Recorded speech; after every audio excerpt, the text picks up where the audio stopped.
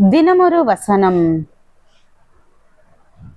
உபாகமம் 18வது அதிகாரம் வசனம் 10-11. தன் மகனையாவது தன் மகளையாவது தீக்கடக்க பண்ணுகிறவனும், குறி சொல்லுகிறவனும், நாள் பார்க்கிறவனும், அஞ்சனம் பார்க்கிறவனும், சூனியக்காரனும், மந்திரவாதியும், சன்னதக்காரனும், மாய வித்தைக்காரனும், செத்தவர்களிடத்தில் குறி கேட்கிறவனும் உங்களுக்குள்ளே இருக்க வேண்டாம். விளக்கம். பல கிறிஸ்தவ குடும்பங்களிலிருந்து புது வீடு குடிபுகுதல் சம்பந்தமாக அழைப்பிதழ்கள் வரும்போது அவை யாவும் அதிகாலை 4:30 முதல் 6 வரை அல்லது 5 முதல் 6:30 வரை என்ற விதமான நேரங்களை குறிப்பிட்டே வருகின்றன.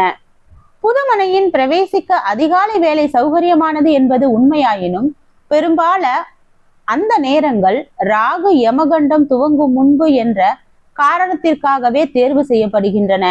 இப்படி குறிப்பிட்ட நேரத்தை விசேஷமாக எண்ணி வைபவங்களை நடத்துகின்ற கிறிஸ்தவர்கள் சொல்லுகின்ற காரணம், ஏதோ குடும்ப பெரியவங்க சொல்றாங்க, அதையும் நாம மதிக்கணுமில்ல என்பதுதான்.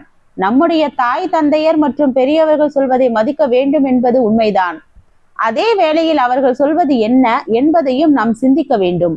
கர்த்தர் எதனை கூடாது என்று சொல்லி இருக்கின்றாரோ அதனை செய்யும்படி அவர்கள் நமக்கு ஆலோசனை சொல்லும் போது அதனை நாம் ஏற்றுக்கொள்வது எப்படி முறையாகும்?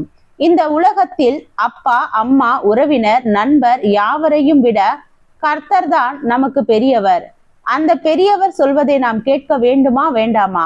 கர்த்தருக்கு உகந்ததல்லாத ஒரு ஆலோசனையை நமக்கு தருகின்றவர்கள் யாராக இருந்தாலும் அவர்கள் பெரியவர்கள் அல்ல. கர்த்தரின் பார்வையிலே அவர்கள் சிறியவர்களே. உலகத்தாருடைய நம்பிக்கைகளை விட தேவன் மேல் நாம் வைக்கும் நம்பிக்கைகள் தான் மிகவும் மேன்மையானவை. அவைகளே தேவையானவைகள். உண்மையான விசுவாசமுள்ள கிறிஸ்தவர்கள் காலம், நேரம், நாள் பார்த்து காரியம் செய்ய சொல்கின்றவர்களின் துர் ஆலோசனைகளை புறக்கணிக்க மனதை பக்குவப்படுத்த வேண்டும்.